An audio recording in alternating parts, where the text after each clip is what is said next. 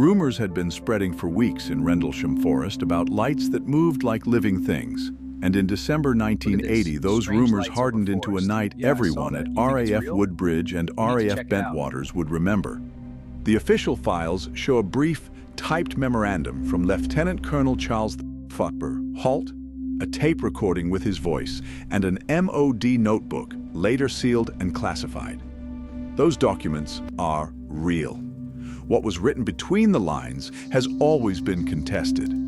What follows treats the incident as a single, strange historical event, one that a decade of secrecy bent into the shape of a conspiracy story, and then later into something stranger still. It began on December 26th, when patrolmen reported a craft near the edge of the forest, a triangular object resting among the pines, apparently aware of the watchers. Staff Sergeant Jim Peniston and Airman John Burroughs approached and described a machine that shed a feel like warm metal and pulsed in geometric patterns. HALT drove out with a small party the following night. His tape records clicks and a steady conviction. Strange lights, an object in a clearing, radiation readings that spiked and then fell. He wrote a memo addressed to the Ministry of Defense.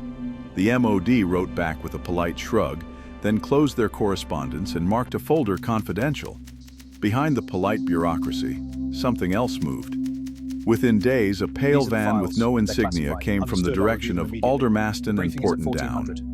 Men with plain overcoats photographed trees, took soil samples, and pried at a smear of residue on a fallen branch.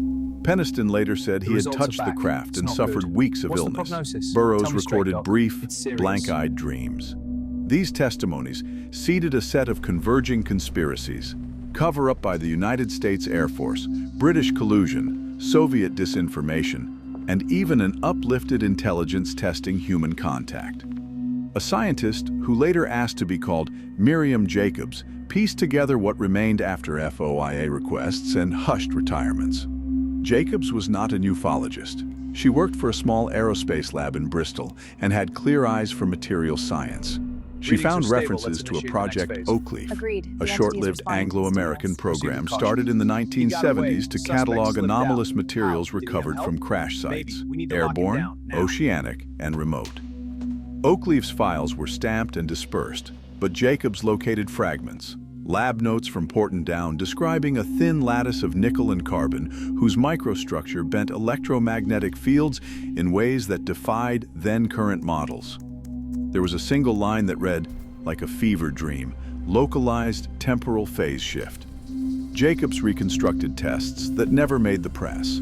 Specimens from Rendlesham were placed in a Faraday enclosure for analysis and exhibited an echo when stimulated with pulsed radio frequencies, an afterimage at a slightly shifted timestamp.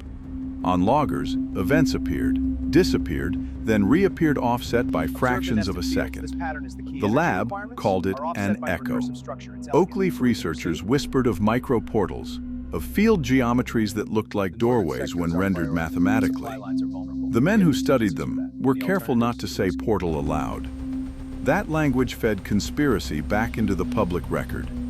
In the 1990s, Peniston published a notebook entry that contained a binary sequence he said he received from that object. HALT released his tape. The MOD released a redacted file in 2000. All these fragments allowed a story to be assembled. A craft with a lattice of engineered material briefly anchored a window in Rendlesham Forest, a window that left an imprint on both matter and time. Governments collected the fragments, cataloged the echoes, and argued in secret about what to do. Why Rendlesham?